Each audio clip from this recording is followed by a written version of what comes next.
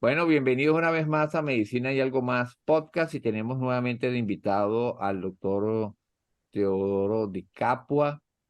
Para hacerles un pequeño resumen, Teo es un médico urólogo que hizo un fellow en urología oncológica en el Hospital Oncológico Luis Racetti de Caracas, Venezuela, y emigró a España en el 2017, donde se desempeña actualmente como urólogo en el Hospital San Rafael y el Hospital Universitario Dexeus de Barcelona, España. Bueno, bienvenido una vez más, Teo, a Medicina y Algo Más podcast. Gracias, Este, Alejandro. es Gracias un, por la invitación. Siempre es un placer compartir contigo y con todos los que te siguen. bueno, Además que siempre hay temas interesantes. sí, el tema que nos ocupa hoy, ya como veníamos hablando previamente, eh, ya es una serie que estoy haciendo con ustedes, mis invitados de lujo, acerca de la prevención y el cáncer, porque somos fiel creyentes que la prevención primaria y secundaria, pues, son muy importantes y son mucho más económicas que lo que es la medicina curativa, que por supuesto tiene su lugar dentro de la cadena de atención a las diferentes enfermedades. Entonces, lo primero que te voy a preguntar es, ¿cuáles son los tipos de cáncer? Vamos a hablar hoy sobre prevención y cáncer del aparato genital masculino. Entonces, ¿cuáles son los tipos de cáncer del aparato genital masculino más frecuentes? Mira, por mucho, el tumor más frecuente urológico es la próstata, el cáncer de próstata. Ok, Podríamos decir que está entre un 70 y un 80% de los tumores urológicos más frecuentes, ¿no? Luego le siguen el cáncer de vejiga, el cáncer de riñón, el cáncer de testículo, el cáncer de pene y el cáncer de uretra. ¿De acuerdo? perfecto. Entonces, cada uno de estos cánceres, obviamente, como todo cáncer, tiene sus factores que pueden ser hereditarios, pueden ser ambientales y de estilo de vida, ¿no? Y obviamente, en algunos se puede hacer algún tipo de prevención según los estilos de vida y los hábitos que cada quien tiene. No siempre se logra. Por eso que muchas veces necesitamos hacer un diagnóstico precoz. Pero para eso hay varias herramientas, ¿no? que uno tiene que ir aplicando. Ok, entonces, fíjate, la pregunta es la siguiente y después de esto vamos a ver cuáles son las diferentes medidas que podemos tomar. ¿Es posible prevenir el cáncer del aparato genital masculino, Teo?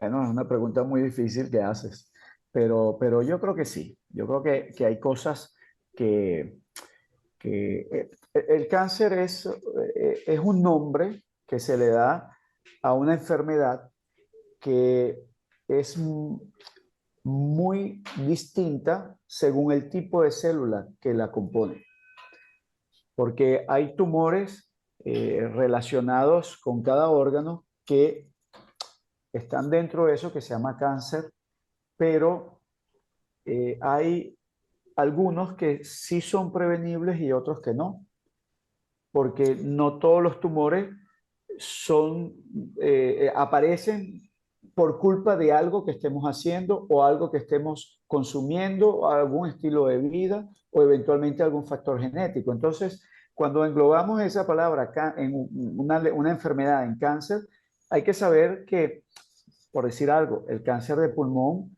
tiene muchos tipos de células y cada tipo de célula responde más o menos a alguna cosa. Sin embargo, hablando de la parte urológica del sistema urinario, obviamente hay algunas cosas que podemos hacer para prevenir los tumores. Sin duda que Perfecto. sí. Entonces vamos a hablar ahora sobre qué podemos hacer en cuanto a tomar decisiones saludables en cuanto al estilo de vida para poder prevenir ciertos tipos de cáncer del aparato masculino. Entonces vamos a empezar. Una primera decisión de cambios en cuanto al estilo de vida es, y tú que vives en Europa sabes que eso es un problema importante, es el tabaquismo. Te pregunto, ¿El tabaco está relacionado con cáncer, con algún tipo de cáncer del aparato masculino? Y si es así, que evitar el consumo o parar el consumo si se está consumiendo es importante para prevenir este tipo de cáncer. Sin duda. Mira, has dado con una pregunta interesantísima porque la mayoría de la gente no relaciona el tabaquismo con el cáncer de vejiga. No, no decimos los hombres o los médicos, decimos la gente en general. La gente se sorprende mucho cuando uno le dice que el mayor factor de riesgo de hábito poco saludable que se tiene para desarrollar un cáncer de vejiga es el tabaquismo. Y la gente se sorprende porque, bueno, no te lo imaginas, pero es así. El cáncer que más pudiésemos prevenir en urología es el cáncer de vejiga, porque el cáncer de vejiga tiene, el tabaquismo le produce casi, aumenta el riesgo en 4 veces padecer un cáncer de vejiga si se fuma. Y si no se deja de fumar, ese paciente seguirá haciendo algo que se llama recidiva, repetición, reaparición de ese cáncer. Entonces, el cáncer de vejiga es el primero, es por antonomasia el cáncer más relacionado urológico con el tabaquismo. Y obviamente, como has dicho bien, sobre todo en Francia, España e Italia, es el factor de riesgo más importante en los hombres o mujeres incluso para desarrollar cáncer de vejiga. Luego, en escala viene el cáncer de riñón. Hay una asociación importante entre el cáncer de riñón y el tabaquismo. Sin embargo, no es tan fuerte como con el cáncer de vejiga. Luego tenemos también la posibilidad de desarrollar cáncer de próstata por culpa del tabaquismo. No es, no es muy común, a veces eh, pienso que que la estadística no es tan perfecta. Entonces, a veces nos relacionan algunas cosas y no tenemos claro si aislando a ese paciente de todas las demás cosas y sometiéndolo a fumar pudiese desarrollar cáncer de próstata, pero obviamente hay una relación, se han descrito relación, al igual que con el cáncer de pene. Fíjate que prácticamente los he nombrado todos en urología. Por lo tanto, los urólogos somos enemigos declarados del tabaquismo y casi hacemos campaña de prevención en la consulta como medicina primaria, instando a los pacientes a que dejen de fumar, porque además de la parte urológica que se ve afectada, obviamente el tabaquismo produce muchísimos más tumores: pulmón, garganta, cabeza y cuello, o sea, laringe. Estamos hablando de mama, hay asociaciones, algunos tumores con tabaquismo, como el tumor de mama, etcétera. Pero no solo eso, además enfermedades cardiovasculares, ictus, infartos, arterioesclerosis, el síndrome de Lerich, que es la obstrucción de las arterias por debajo de la aorta y los pacientes no pueden caminar porque tienen dolores terribles. O sea, mira, en la piel, el envejecimiento prematuro de la piel, el olor desagradable que tienen las personas y su ropa. Entonces, o sea, es una prevención que yo creo que cada médico debiera hacer en su consulta cada vez que se sienta a valorar a un paciente que fuma, ¿no? Obviamente. Ok, ahora la otra decisión importante en cuanto al cambio de estilo de vida es el alcohol, Teo.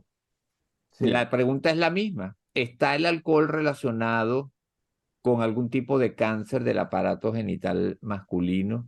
sí, Y sí. si es así, ¿qué logramos con evitar el consumo o por lo menos limitar el consumo de alcohol? Sí, y bueno, además de todos los males, entre comillas, que sabemos del consumo de alcohol, hay alguna asociación débil, pero la hay con el cáncer de próstata. Ahí está también algo demostrado. Eh, a veces, igual que como lo dije anteriormente, con aquella asociación estadística, probablemente ese paciente que fuma bebe. Entonces, probablemente la asociación va por allí, ¿no? Y no necesariamente es que si yo me tomo 2 litros de alcohol al día, probablemente no llegará viejo para desarrollar cáncer de próstata, pero si eventualmente soy un consumidor habitual de alcohol, probablemente también soy un consumidor habitual de tabaquismo y eso pudiera tener algún vínculo, ¿no? La asociación no es muy fuerte, es algo débil, pero está allí, está allí. El alcohol daña las células, daña el ADN celular, eso daña el sistema de reparación de las células y que en el cuerpo existe un sistema, un ciclo programado de vida y de muerte de las células y de replicación, vida, replicación y luego muerte de esa célula. Entonces, en ese ciclo, el alcohol interviene dañando el ADN y alterando ese ADN en esa célula para que esa célula se modifique y probablemente induzca a la producción de una célula diferente, que es lo que llamamos cáncer. ¿De acuerdo? Perfecto. Ahora bien, vamos a otro punto. Mantener un peso saludable. ¿Qué hay con respecto a la obesidad? Porque sabemos que la obesidad se relaciona con aproximadamente 13 tipos de cáncer y pare de contar cuántas otras patologías que no son cáncer, pues. Mira, Ahora, ¿hay relación entre la obesidad, el sobrepeso y algún tipo de cáncer del aparato sí genital hay. masculino? Sí. Sí hay, y el que más tiene un vínculo fuerte de demostración es con el cáncer de próstata. De hecho, la obesidad aumenta el riesgo de cáncer de próstata y el cáncer de próstata agresivo. Aparentemente, la aromatización de algunas sustancias a través de la grasa acumulada debajo de la piel, incluso la grasa abdominal, la grasa visceral, que es la intraabdominal, pudiera tener relación con este aumento de la incidencia de cáncer de próstata. Eso, como estamos viendo, son cofactores modificables: el tabaquismo, el alcohol y adicionalmente el sobrepeso, ¿no? La obesidad sobre todo, porque el sobrepeso no tiene un vínculo fuerte, pero la obesidad sí.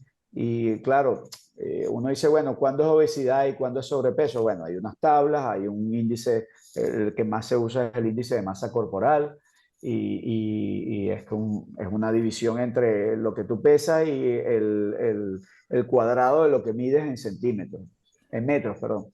Y eso te da un valor, ¿no? Y ese valor, la obesidad per se, está más relacionada con el cáncer de próstata. Ok. Ahora bien, vamos a hablar de dieta y vamos a hablar de dieta saludable. Por supuesto que la persona que no tiene una dieta saludable va a tender a tener sobrepeso Más enferma. y a obesidad, pues. Pero, ¿hay algún tipo de dieta especial, por ejemplo, alimentos procesados, carnes, etcétera, que estén más relacionados con algún tipo de cáncer del aparato genital masculino? Sí, seguimos en próstata. Ok. La relación de carnes rojas con el desarrollo de cáncer de próstata está ya demostrada, y eso hace que el estilo de vida, como tú dices, aquí europeo, de dieta mediterránea, donde se consume menos carnes rojas y más pescado, pudiera ayudar mucho a la prevención, entre comillas, del cáncer de próstata, ¿no? Yo creo que es una suma de factores, ¿no? Una suma de factores que uno tiene que tener como ser humano.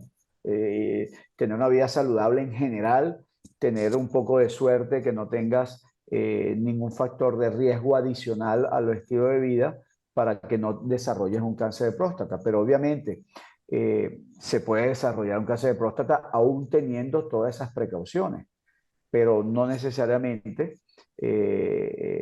No se puede decir que no has hecho nada tú por ti, por tu salud. Aquí la idea es que uno también tome en cuenta que tiene que tomar manos y cartas en el asunto para poder prevenir su enfermedad.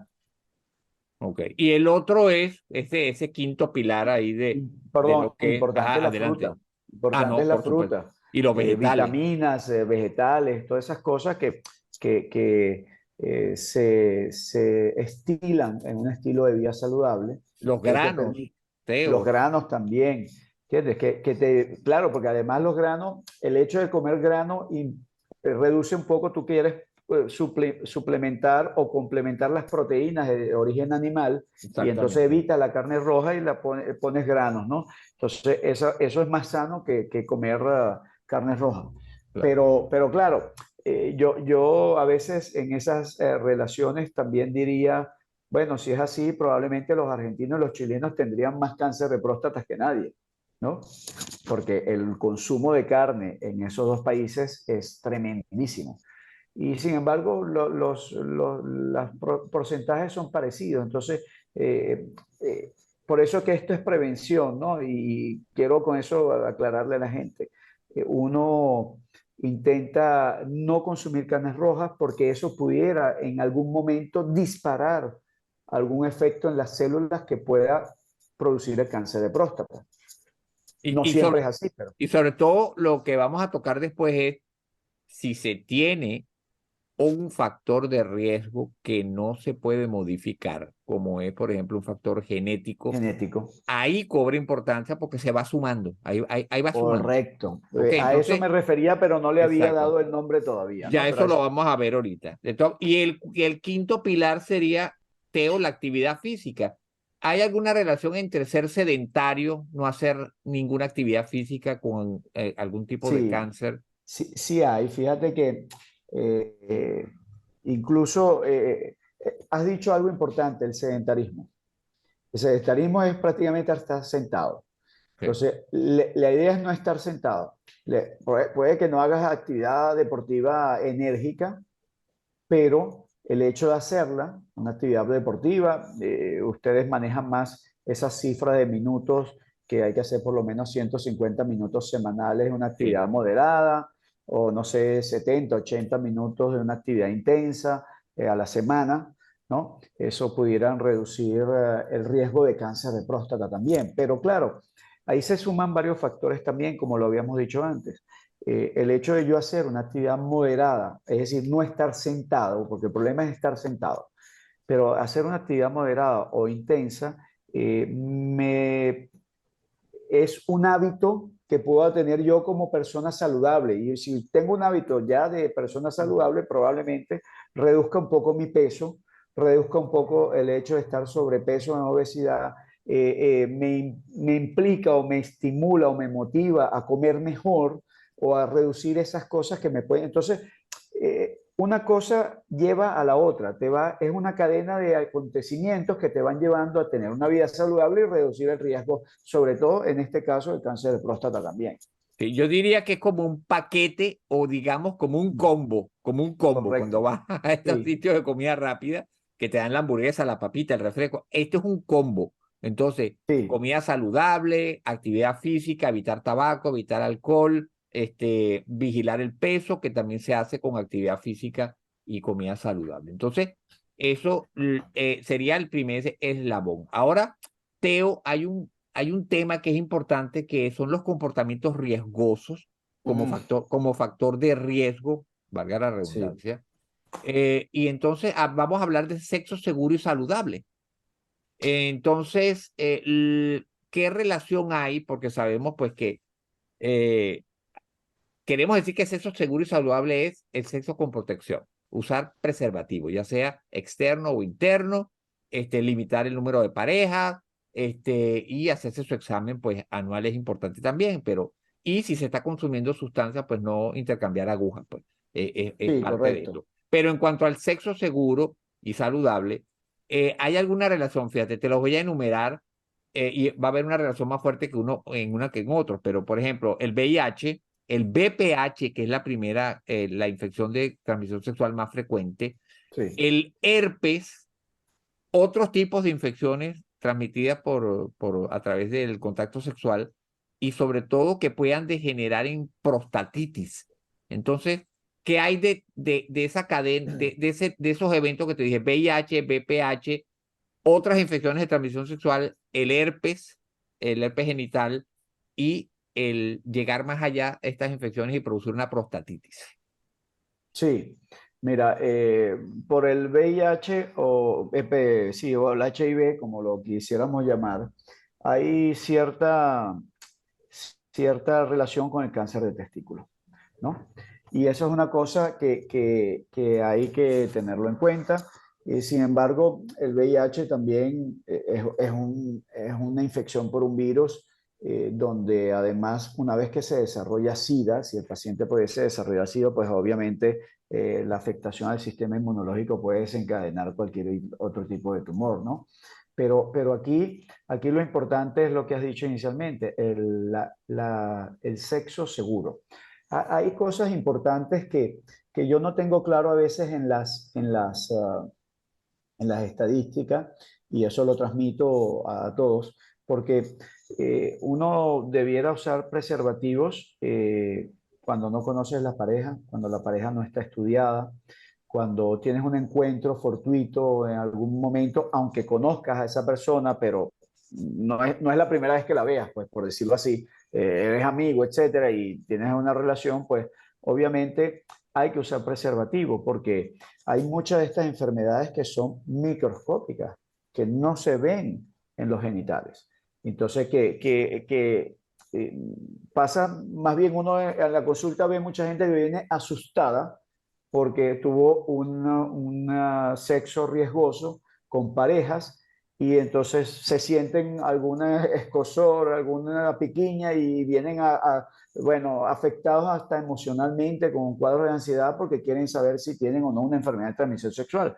Pero es que a veces no se puede diagnosticar en ese momento, más allá de las graves, ¿no? Y de la HIV y todas esas cosas. Pero un BPH, por ejemplo, no vas a saber sino hasta después de una ventana de tiempo que pase si hay una manifestación en tu organismo o eventualmente se hace una prueba. Entonces, es importantísimo el hecho de tener sexo seguro, porque además no solo puede producir en el caso de HIV cáncer testicular, pero en el VPH, por ejemplo, puedes tener asociación con cáncer de cuello uterino, aparición de lesiones anales y perianales, cáncer de pene con el VPH que está relacionado. Entonces, estamos hablando de algo que pudiste haber hecho a tus 18 años cuando eras joven y desarrollarlo a los 35 o 40. Entonces, pasa una ventana de tiempo tan grande que allí ya te pierdes y no sabes cuál fue el problema o dónde estuvo el problema. Pero el problema está aquí. Eso yo le digo a la gente y a los jóvenes que vienen a la consulta, que eso es como colocarse un cinturón de seguridad cuando uno se va a conducir o se sube a un carro, ¿no? A un auto. Ya de manera inconsciente tú te subes a un auto, te colocas el cinturón de seguridad y te sientes protegido. Y cuando vas en el auto, si no lo tienes, te sientes como que algo pasa. Hay que adaptar el cerebro a que tiene que ser eso así. Eso es lo que llamamos la creación de un hábito, Teo. La creación Hay del que hábito es hacer un hábito. importantísimo. Y el hábito Sí. es simplemente repetición y aprendizaje. Y, Ahora y que, concientización, sí, obviamente, señor. ¿no? Ahora, ¿qué hay del herpes genital y qué hay de las demás infecciones de transmisión sexual cuando causan una prostatitis? Sí, el herpes está también relacionado un poco, hay una asociación con el cáncer de pene y eso es una cosa importante, sobre todo el cáncer, el herpes genital, ¿no? Obviamente.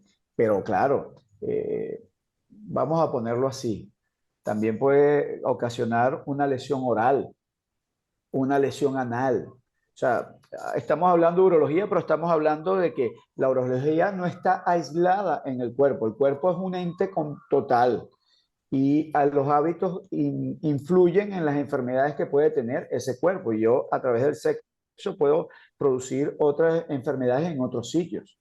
Igual que cómo se contagia el HIV, pues se contagia con un sexo no seguro y el sexo no seguro puede ser con una pareja heterosexual o con una pareja homosexual o con un sexo, una felatio o eventualmente con un sexo anal. O sea, al final son hábitos los que tú comentabas antes.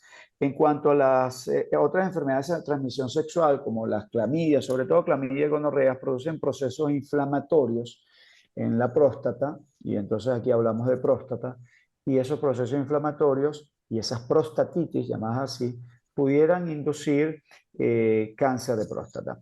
Aquí hay un tema que hay que precisar, porque la gente no puede agobiarse cuando escuche esto. Hasta hace unos 15 o 20 años había una asociación importante y se estudiaba de manera importante la relación entre prostatitis y cáncer. ¿De acuerdo? Eso hoy por hoy se demuestra que sí, hay una asociación, pero que esa asociación es muy pequeña, no es muy alta. ¿De acuerdo? Entonces la gente, ¿por qué digo esto? Porque la mayoría de nosotros, los hombres que tenemos próstata, obviamente, tenemos una prostatitis, sintomática o no. Cuando a uno le hacen una biopsia a la próstata, la mayoría de los hombres mayores tienen prostatitis y no han tenido síntomas de ningún tipo y no necesariamente tienen un cáncer. Entonces, aquí hay que saber que sí, que el proceso inflamatorio produce más o menos algo parecido a lo que produce el alcohol. Altera el ADN celular, ese ADN celular altera el mecanismo de reparación de la célula y al alterar ese mecanismo de reparación de la célula puede ser un factor adicional que influya en la aparición de un cáncer. Entonces, como decías antes, no es una cosa aislada, es la sumatoria de cosas que pueden hacer llegar a eso. Y por eso que aquí interviene tanto lo que decías del sexo seguro. Mira, hay tantos gérmenes en la boca que hacer una felación probablemente pueda transmitir uno de esos gérmenes en la boca y pasar por la uretra y llegar a la próstata. Pero también el sexo anal puede hacerlo, o también el sexo vaginal, intravaginal. Por lo tanto, hay gérmenes allí, muchos no los conocemos, o muchos están allí que son saprófitos, es decir, viven, conviven con el ser humano y no le producen enfermedad, pero esos en algún momento determinado, por alguna razón, llegando a la próstata, producen un proceso inflamatorio importante. Entonces, allí está, el conjunto es todo, el hábito adecuado, el sexo seguro, el hábito de colocarse un preservativo, va a reducir enfermedades, va a reducir ansiedades, porque la mayoría de la gente viene después con un trauma enorme de todo lo que le está pasando, y evidentemente ayudará a prevenir cánceres, en este caso cáncer de próstata. Ahora, siguiendo la misma línea de lo que son, hablando de del sexo seguro, como medida de prevención, solamente una vacuna, la vacuna para el VPH. ¿Qué recomendación tienen ustedes, los urólogos, para, en cuanto a la vacuna de VPH, como medio de prevención para el cáncer de pene, en este caso, que es el más importante? Sí, Ya hablamos de ano, de garganta, de cuello uterino, pero en el caso de nosotros ahorita es el de pene. sí, bueno, ahí está recomendado, sin duda la FDA lo ha aprobado para personas entre 9 y 45 años, o sea que prácticamente todo paciente, aun cuando ya haya iniciado, inicialmente se había orientado para gente que no había iniciado actividad sexual, pero ya ahora hay que colocárselo a todo, o sea, la demostración, los números hablan de eso, de colocárselo a todo aquel que hasta los 45 años. Yo creo que ese límite de edad probablemente está relacionado con que ya a los 45 la mayoría tiene una pareja estable, por decirlo así, ¿no? No lo tengo, estoy elucubrando, pero yo creo que es una vacuna que se pudiera poner a toda persona sexualmente activa que pudiera tener algún sexo de riesgo también, porque a esa edad todavía se puede tener relaciones a cualquier edad, un sexo de riesgo, entonces es preferible colocarla. Esto ayudará al cáncer de pene, pero sobre todo al cáncer de cuello uterino, Ok. que es realmente por el que inicialmente se propuso.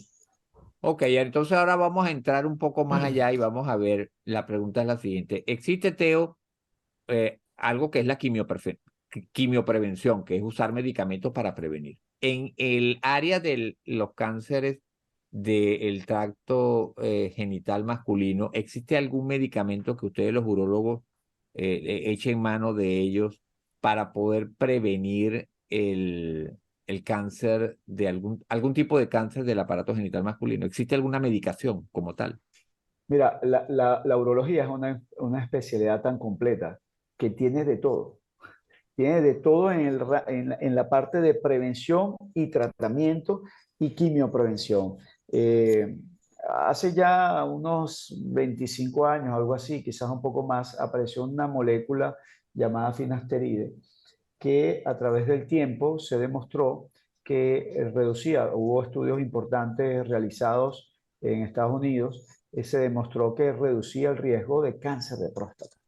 El finasteride es una sustancia que su mecanismo de acción es reducir la cantidad de testosterona que entra a la próstata.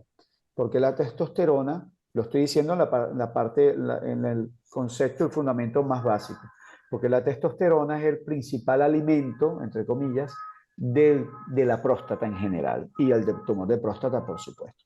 Entonces, al reducir la conversión de esa testosterona en otra fase de la testosterona, que se llama dihidrotestosterona, dentro de la próstata, hace que exista en ese mecanismo que yo les había explicado antes, que era de vida, de multiplicación y muerte de esas células, esa sustancia reduce el tamaño de la próstata, induciendo la muerte de algunas células que ya están viejas. Entonces eso hace que se reduzca el tamaño. Entonces hubo un debate importante acerca de que en algunos artículos de investigación aparecían tumores más agresivos cuando se usaba este tipo de medicación. Es decir, la medicación reduce la cantidad de tumor, pero el tumor que queda es un tumor un poco más agresivo. Entonces, no se entendía por qué se detectaban más tumores agresivos. Y probablemente una de las explicaciones es que al reducir el tamaño de la próstata, se tenía mejor acceso a la zona tumoral por la aguja, porque a veces la aguja, si la próstata es así, llega hasta aquí, pero si la próstata es más pequeña, llega casi en toda la próstata. Entonces, eso era una de las explicaciones que se dio. Entonces, sí, existe quimioprevención en cáncer de próstata a través de dos moléculas, finasteride y un derivado de ese finasteride que salió después, que se llama dutasteride. Y hay otro que se llama nilusteride, pero al final sí hay una prevención. eh, yo creo que se hace más en masas, en sistemas sociales donde hay sistemas sociales de salud, donde se aplican eh, políticas de salud que conlleven a la quimioprevención del cáncer de próstata y sobre todo se le da a pacientes que tienen algunos detalles importantes. Por ejemplo, que tenga un PSA por encima de 1,5, el PSA luego lo comentaríamos que es Sí. una molécula que es muy famosa, ya prácticamente todo el mundo lo conoce, que es un PSA. Si tienes un PSA por encima de 1,5 o tienes una próstata por encima de 30 o 40 gramos, según el tipo de medicamento que vayas a usar, pues te puede ayudar a reducir la hiperplasia prostática y de manera indirecta reducir el cáncer de próstata. Perfecto. ¿Qué hay de los antiinflamatorios no esteroideos tipo aspirina? ¿Hay Sí, alguna relación con el uso de ellos? sí, sí, se ha descrito una relación también débil, pero existe, entre el uso de aspirina y el cáncer de próstata. Y también se ha descrito que aquella persona que tenga más eyaculaciones, y algunos hablan de 21 por mes, 25 por mes, no estamos hablando de relaciones sexuales, estamos hablando de eyaculaciones. Pueden tener menor riesgo de desarrollar cáncer de próstata. Entonces, Per- estamos hablando de cierta prevención. Perfecto. Ahora fíjate, hay un tema importante de que son las cirugías para disminuir Mm, riesgo. también, Entonces, hay tres tipos de cirugía en el ámbito en el área del aparato genital masculino, que son la circuncisión, cuando la persona tiene fimosis, corregir esta alteración, y tú nos explicarás qué es la fimosis, y luego la orquiopexia, este, y explicarle un poquitico a nuestros oyentes qué es eso. sí. Esos tres tipos de cirugías definitivamente son cirugías que pueden disminuir el riesgo de algún tipo de cáncer del aparato genital masculino. De cáncer y de enfermedades, es muy Ok, cierto. Mira, perfecto. la fimosis es una enfermedad que afecta a la piel que cubre la punta del pene. Esa piel que cubre la punta del pene se llama prepucio. Entonces, el prepucio debe tener una característica que debe ser elástico. Es el orificio por donde uno retira la piel hacia atrás y expone el glande, que es la punta del pene, para poder orinar. Entonces, uno de los hábitos más importantes que tiene que tener la gente, y sobre todo los padres cuando tienen hijos varones que no, que tienen el prepucio, es que se le dice al niño recién nacido, a los padres, que vayan tratando de retirar, echar hacia atrás ese prepucio. Ahora, ¿qué pasa? No en todos los niños sucede. Y pasa otra cosa también. Ese niño que no puede retraer el prepucio, ese glande que es la punta del pene, queda expuesto parcialmente y como toda parte del cuerpo, esa zona interna de ese prepucio, esa piel, se va descamando, va perdiendo células. Y allí en esa zona hay glándulas sebáceas. Entonces, un poco de células que se descaman que no pueden ser retiradas, tal cual como uno se descama y se limpia la cara con esos limpiadores faciales, esas cosas. Igual el sistema digestivo drena células a través de cuando uno va y hace deposiciones. Igual la uretra y el pene drenan células, van limpiando células. Y las células se van muriendo y hay que irlas limpiando. Esas personas que tienen esa fimosis, que es esa zona, ese prepucio que no pueden retraer, van acumulando allí una sustancia que es llamada esmegma. Y la esmegma tiene sustancias que irritan esa zona de la piel. Y eso puede conducir a cáncer de pene.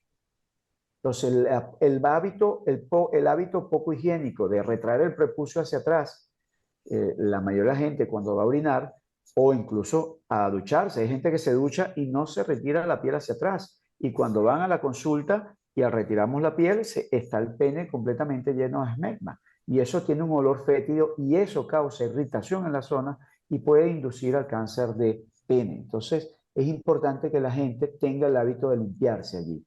Pero no solo eso, también está relacionado con la lesión de BPH. Las personas que tienen una fimosis, es decir, ese prepucio que no se retrae, pueden tener más posibilidades de BPH y el BPH además ser inductor del cáncer de pene. Y adicionalmente, y en algún momento se habló que el hecho de cortar, bien sea que los islámicos y los hebreos tienen por costumbre religiosa hacer una circuncisión a sus hijos recién nacidos.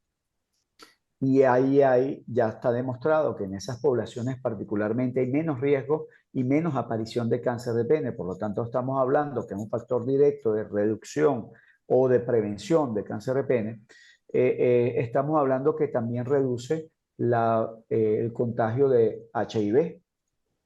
Entonces es una cosa a tener en cuenta. O sea, no solo estamos previniendo el cáncer de pene, estamos previniendo enfermedades, estamos previniendo también VPH, estamos previniendo HIV. O sea, es una cosa a tomar en cuenta. Entonces la circuncisión es cortar esa piel para permitir que la punta del pene esté expuesta. Pero hay otra cosa importante también, en todo aquel no circuncidado, es decir, no operado, si es un diabético o no se ha retraído con frecuencia el pene empieza a ser poco elástico. Perdón, el prepucio empieza a ser poco elástico y al ser poco elástico, cuando lo intento retraer, se lacera, se daña, se hace daño, como si se agrietasen los labios, se va agrietando esa zona y al agrietarse hay mecanismos reparadores, ese colágeno se sustituye por fibra, por zonas fibrosas y esa elasticidad se pierde y cada vez se puede retraer menos. Entonces el paciente diabético tiene algo que yo le llamo el prepucio diabético. Así como hay un pie diabético, hay un ojo del diabético, hay un riñón del diabético, hay un prepucio del diabético. Ese prepucio se infecta fácilmente, como no se puede retraer, está húmedo todo el tiempo, esa humedad produce irritación, produce hongos y a ese paciente también hay que operarlo. Y ese paciente también tiene cáncer de pene. La mayoría de los pacientes alrededor de los 40, 45, pero también hay otro pico de incidencia de cáncer de pene hacia los 60 o más años. Okay. ¿Y la arqueopexia? La orquiopexia era lo que estaba pendiente. Cuando el ser humano nace, el hombre, el varón nace, el feto los testículos se forman a nivel de los riñones, por decirlo así, y van a través del crecimiento de ese feto, van asomándose y acercándose al anillo inguinal, a la pared abdominal, por donde van a salir y luego ir hacia el escroto, que es la piel que recubre los testículos. Ese proceso de migración del testículo debe darse hacia el nacimiento o como mucho hacia hacia el año de nacido, ¿no? Entonces, ¿qué sucede cuando un paciente o un niño nace sin un testículo? No es que ha nacido sin un testículo, que puede ser, pero es raro. Pero lo que sucede es que ese testículo no se ha asomado, no ha salido del abdomen para entrar al escroto. Entonces, a esos pacientes, dependiendo de la edad, todo eso se intenta que sea antes de los 18 meses, hay que hacerles, hay que operarles y bajar el testículo de la zona donde está hasta la piel del escroto. Ahí hay dos factores importantes. Aumenta por 3 el riesgo de cáncer de testículo cuando no ha descendido. ¿De acuerdo? Y segundo, que el hecho de hacerlo descender a tiempo, es decir, o hacerlo descender a través de hormonas, que se pueden dar hormonas, o a través de una cirugía, si se hace descender a tiempo, pues se reduce la aparición de cáncer de testículo. Entonces, obviamente es un factor de reducción de riesgo de cáncer de testículo. Pero allí es importante que la madre valore y explore, igual que el pediatra, cuando se lleva el niño al pediatra, explore la parte genital, porque eso no es normal. Tiene que haber dos testículos. Si no hay dos testículos, hay que buscarlos. Ok. Ahora fíjate, ahora vamos a hablar de pruebas de detención, marcadores tumorales y lo que son las pruebas genéticas, que son pruebas que se Sí. hacen para determinar qué personas tienen muchísimo riesgo y qué plan de acción va a tomar el urólogo cuando esa persona que le hace esas pruebas, ya sabe el urólogo que tiene un gran riesgo de desarrollar cáncer del tracto genital masculino. Sí, como te comentaba antes y te dije que anteriormente, la urología tiene todo. Y tiene el marcador tumoral por excelencia del cuerpo que se llama PSA, antígeno prostático específico de sus letras en inglés. Y eso no es más que una proteína que se crea en la célula prostática. Tiene un efecto importante porque es el efecto del PSA per se, de esa glicoproteína, está relacionado más que con el aparato sexual, es con el aparato reproductor. Ese PSA es una proteína que hace cuando hay la eyaculación sale en un coágulo y esa PSA hace que ese coágulo se abra para que permita que los espermatozoides salgan y puedan fecundar. Entonces el PSA es fundamental en la reproducción humana. A alguien se le ocurrió medirlo en algún momento, se determinaba y resulta ser que ha sido el marcador tumoral por excelencia. No es el perfecto porque no hay marcador tumoral perfecto, pero es el marcador más útil en el cuerpo humano para orientar a un médico, en el mismo paciente, si puede o no padecer de un tumor ese paciente. Ahora bien, no existe una normalidad en ese valor. No quiere decir que si yo tengo, uno ve en el laboratorio, tengo un valor de 4 o un valor de 3. Como tengo 3 y el valor que me dice el laboratorio es 4, pues estoy bien.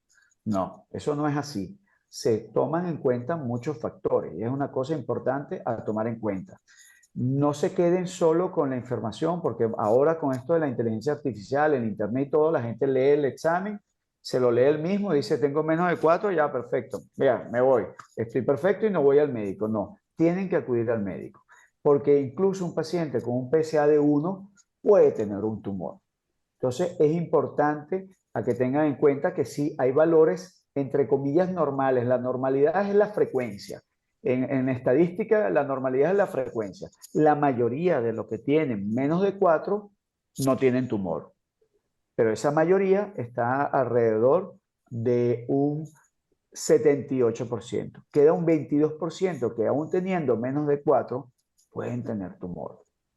Entonces es importante que tienen que acudir al médico, a quien sea, al urólogo, al médico de cabecera, al médico internista, pero tienen que tener una evaluación orientada adecuada.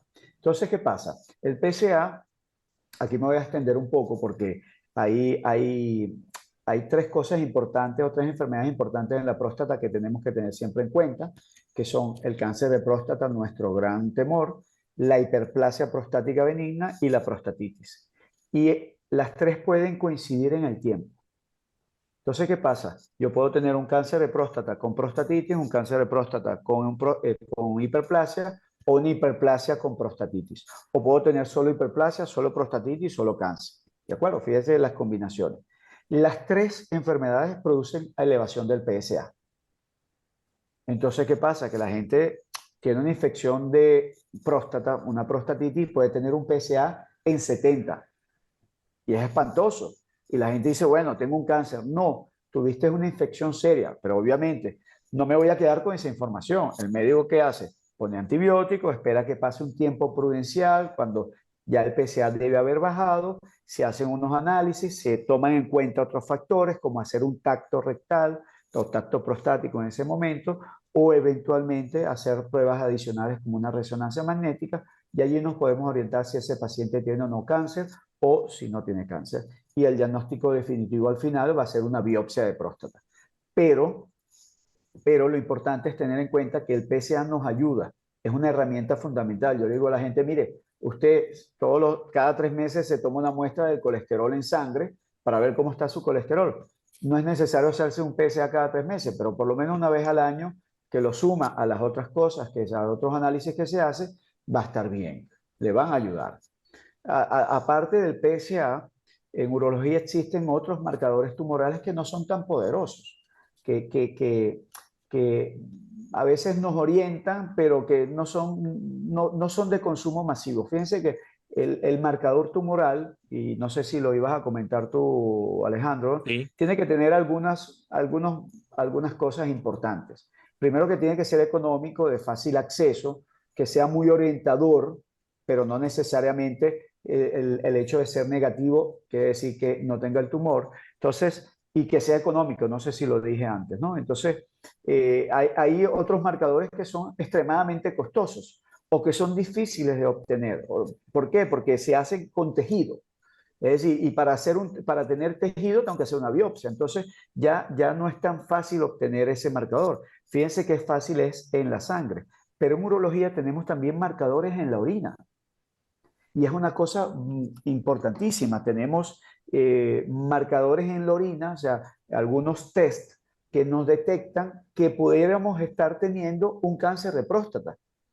Y no solo en próstata, sino también para tumores de vejiga, tumores del urotelio, que es todo lo que recubre la vejiga, el uréter y la parte interna del riñón. Entonces tenemos marcadores ya en orina que son valiosísimos para detectar de manera precoz los tumores en el aparato genitourinario. Ok. Entonces, fíjate, ya para terminar, vamos a hablar sobre lo que sería la prevención secundaria, que es, no estamos previniendo el cáncer, sino diagnosticándolo de manera precoz. Y es una manera de prevenir que sea más difícil tratarlo, que haya más complicaciones, que lo agarremos, Muerte. que haya mayor mortalidad, que el rango en que la persona pueda sobrevivir al cáncer sea menor. Entonces, hay que destacar que además de lo que hablamos como prevención, una manera de, no de prevenir el cáncer, sino de prevenir que el cáncer sea más agresivo, que sea más difícil de tratar, es el diagnóstico precoz. ¿Qué pruebas ustedes los urólogos hacen para el diagnóstico precoz? ¿Qué se debe hacer todo hombre? ¿Cada cuánto debe ir al urólogo? ¿Y qué hace el urólogo en esa evaluación? Mira, muy buena tu pregunta porque eso hace que la gente a través de lo que voy a decir tome conciencia. Cuando yo me ducho y no presto atención habitualmente o no detallo la parte genital, ¿no? No se lava y se toca. Entonces, a las mujeres siempre se les ha inculcado autoexaminarse la mama. El hombre tiene que aprender a examinarse el testículo. La mayoría de los tumores testiculares son masas, son pelotas. El testículo se hincha, se agranda, se pone duro y a veces sin dolor y crece a una velocidad muy alta. Y a veces no te das cuenta, tú un día notas algo y no tienes como percepción del problema o no estás pendiente y resulta que a las 2 semanas ya tienes una pelota de 10 centímetros. Entonces aquí la gente tiene que aprender que tiene que tener el hábito de autoexaminarse de manera un poco más detallada, bien sea una vez al mes, cada 2 meses, los testículos, tocarse si tienen alguna deformidad o abombamiento que haga que, mira, no es simétrico con el otro y hay que acudir al médico para revisarlo. Y en testículo hay que hacerlo de manera importante y rápida, ¿no? Lo otro que tenemos los médicos como prevención, como diagnóstico precoz, son evidentemente, como dijimos, los marcadores tumorales, ¿de acuerdo? Que es importante. En la consulta, un método de diagnóstico precoz es hacer un eco. Por ejemplo, nosotros hablamos los urólogos que si bien habían tríadas clásicas para detectar el cáncer de riñón, porque el paciente hacía pipí con sangre, tocábamos una masa en el abdomen, etcétera. La mayoría hoy por hoy de los cánceres de riñón se diagnostican precozmente con un método de imagen. Y un método de imagen es el eco. Cuando usted va al urólogo, se hace un eco, le hacen una eco del riñón. Así logré detectar un cáncer a un amigo, un cáncer de riñón a un amigo. Y iba cada año haciéndole una eco y al año siguiente veo un tumor de 3 centímetros y ahora está a los 50 años, mi amigo, está tratado y curado, ¿no? Y entonces, ese diagnóstico precoz, vamos a hacer en particular en cáncer de riñón, hace que en vez de perder el riñón, se pueda sacar solo el tumor. Entonces, no solo estamos previniendo una muerte, sino estamos previniendo que ese paciente tenga complicaciones relacionadas por tener un solo riñón. Habitualmente no las hay, pero a la larga pudieran haberlas, ¿no? Entonces, adicionalmente, por ejemplo, te hablo de un caso hoy, un paciente de 87 años, que obviamente a los 87 años muy poca gente va a la consulta si no está realmente enfermo, se cayó, se dio un golpe en la cabeza, y en ese golpe de cabeza, en estado confusional, tenía un dolor abdominal, se había roto las costillas también, se cayó de pie contra una mesa en su casa. Eso fue en agosto. Y ese paciente llega hoy a la consulta porque le pidieron un TAC y al cabo de un mes y medio, es decir, hace una semana, se hizo una tomografía y en la tomografía se ve que tiene múltiples tumores en la vejiga. Y este paciente no ha tenido síntomas. ¿De acuerdo? Entonces, ese mismo paciente le hicieron una tomografía como protocolo, pero se hubiese hecho un eco en consulta y se hubiese visto con la vejiga llena, y por eso que los pacientes deben ir al urólogo con la vejiga llena. Entonces, la idea es hacerle un eco y ese eco se puede ver, la vejiga se puede ver si existe o no tumores. Entonces, eso es otro método de diagnóstico precoz.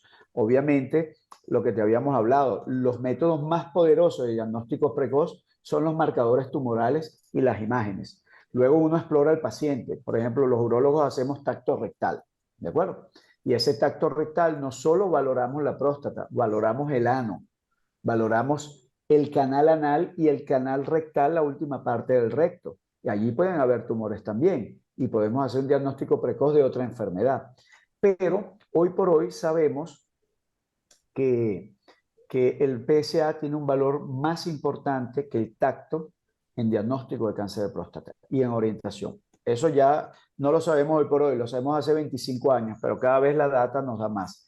Y hoy por hoy, ya hace 3 días, apareció un artículo interesantísimo, una revista de urología, donde el tacto rectal no debe, ya hay demostración en números que el tacto rectal no debe no es útil como método de screening o de pesquisa de cáncer de próstata. Porque ¿qué pasa? Cuando tocamos ya un cáncer de próstata por el tacto, ya es un cáncer avanzado.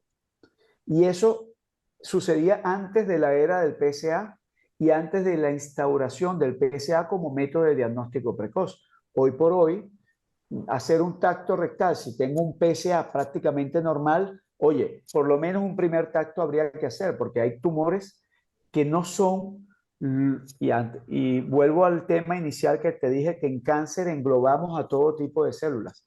La mayoría del cáncer de próstata es un cáncer que se llama adenocarcinoma de próstata, que es un tipo de célula, que es una célula de la glándula. Pero hay otros tipos de cánceres en la próstata. Y esos otros tipos de cánceres en la próstata no producen PSA. Y eso es el 5% de esos tumores. Entonces, si un tumor no produce PSA, yo puedo tener un PSA normal, pero puedo tener un cáncer allí que puede estar no diagnosticado. Y hacer el tacto puede diagnosticarlo. Pero adicionalmente, estos tumores que no producen PSA, la mayoría de las veces el paciente consulta porque orina mal. Entonces la gente dice, bueno, pero si yo orino mal y que puedo tener una infección, por qué me tienen que hacer un tacto? Bueno, precisamente es que estamos no dejando al azar nada que tengamos nosotros en manos como herramienta para diagnosticar a un paciente. Les estamos ofreciendo todo. Me trae un PSA, me trae un análisis de orina, le hago un tacto y le hago un eco. O sea, le estoy dando todo el combo, como dices tú, para tratar de que no se nos escape nada. Aún así, a veces se nos escapan tumores, porque hay tumores que están en la parte anterior de la próstata que no la podemos tocar con el tacto. El tacto tocamos solo la superficie más grande de la próstata, que es la posterior. Pero como yo les digo a la gente, la próstata está dentro, tenemos una manga aquí y nosotros tocamos la próstata aquí, pero yo no le puedo dar vuelta a la manga para tocarla por delante, porque la próstata está aquí afuera de la manga, del colon, está por delante del colon. Entonces yo no le puedo dar la vuelta al colon para tocar la parte anterior de la próstata. Toco la parte más superficie, más posterior y la que es la superficie más grande de próstata, que es además donde se asientan más del 70% de los tumores de próstata, pero un 30% de los tumores no lo puedo palpar a través de un tacto dependiendo de dónde estén, la zona donde estén. Entonces es importante transmitir al paciente que sí, que en esa, por lo menos en esa primera visita o en la segunda visita, la segunda cita que haga con el urólogo, probablemente le harán un tacto prostático. Ahora bien, hay pacientes particulares, Alejandro. Por ejemplo, un paciente que ha tenido un cáncer de recto bajo, es la parte más baja del recto, le han tenido que quitar el recto, no hace deposiciones por la vía natural, sino que debe llevar una bolsa. Entonces, esos pacientes no podemos hacer un tacto porque el ano y el recto está retirado.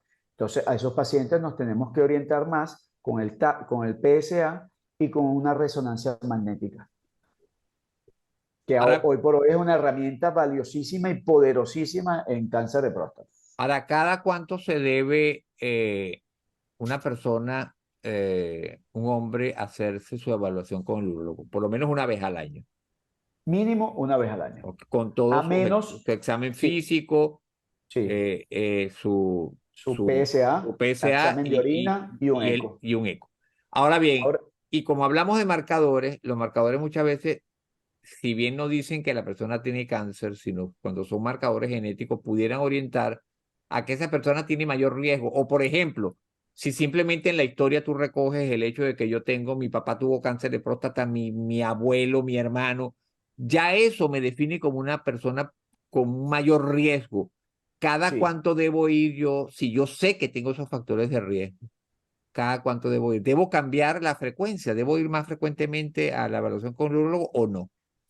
mira, tener un factor de riesgo no lo hace a uno tener una espada de Damocles y decir que va a padecer del cáncer. Es sencillamente un factor de riesgo. Ahora, hay vínculos. Por ejemplo, eh, el vínculo de un hermano con cáncer de próstata con otro es altísimo, es el más alto. Entonces, si uno tiene un hermano con cáncer de próstata, tiene que revisarse porque la relación está en casi 50%. Entonces es importante. Luego el vínculo viene hacia el padre. Si el padre ha tenido cáncer de próstata, puede haber cáncer de próstata. Pero de los cánceres de próstata, la mayoría son ambientales, para que lo tengan claro la gente. Es decir, son esporádicos, es decir, son azarosos, al azar. La mayoría de la gente, más del 80 y algo por ciento de las veces, el cáncer es esporádico. Entonces, ¿eso qué quiere decir? Que si su papá lo ha tenido, no lo tendrá ese paciente. Ahora bien, ese paciente también puede tener un cáncer esporádico cuando le toque, cuando tenga los 70 años.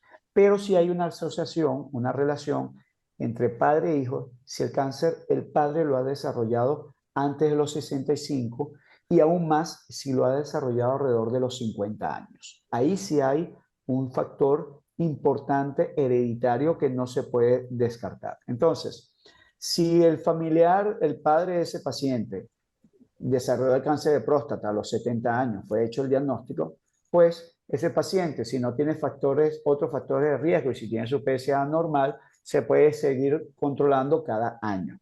¿De acuerdo? Ahora bien, si el paciente tiene un padre con un cáncer de próstata antes de alrededor de los 50, que lo haya desarrollado alrededor de los 50 o alrededor de los 60, probablemente ese paciente tiene que empezar a hacerse un PSA a partir de los 35 años. Fíjate lo que te estoy diciendo. O sea, uno dice, bueno, pero es que 35 es una edad muy joven, ¿sí? Pero te vas haciendo un PSA porque tú eres un paciente que tiene que empezar a crear el hábito y hacer un diagnóstico ultra precoz, porque esos tumores que se desarrollan antes de los 60 años son tumores más agresivos, que tienen conductas más agresivas y que requieren de tratamientos más agresivos. Y para allá, para esos pacientes que tienen padres con PSA, que con cáncer por debajo de los 60 o que han tenido familiares con cáncer de mama, con cáncer de páncreas, con cáncer de colon, con cáncer de ovario, sobre todo estos cuatro, son pacientes que necesitan un estudio genético particular que se llama estudio de un gen supresor que se llama BRCA, particularmente el BRCA2. Cáncer de mama, ovario, páncreas, próstata están relacionados. Tienen un comportamiento, tienen algo en común que es tener ese gen supresor de BRCA2 que no está funcionando adecuadamente. Entonces ya incluso hay médicos genetistas para hacer diagnóstico y orientación genética de estos pacientes. Ahora bien, ¿qué pasa cuando un paciente tiene un cáncer de próstata con un BRCA? Es decir, tengo el factor de riesgo, este gen supresor, lo tengo en la familia. No quiere decir que va a tener un cáncer. De hecho, hoy por hoy todavía no tenemos claro qué hacer con ese paciente que tiene ese gen, pero que no tiene el tumor. Es decir, ¿cómo seguirlo? No, no lo tenemos claro. Están en estudio, están andando estudios, pero no lo tenemos claro. En algún momento, hace unos 15 años, se propuso, tratando de hacer una analogía, una similitud con el cáncer de mama, de hacer prostatectomías profilácticas o preventivas. Eso no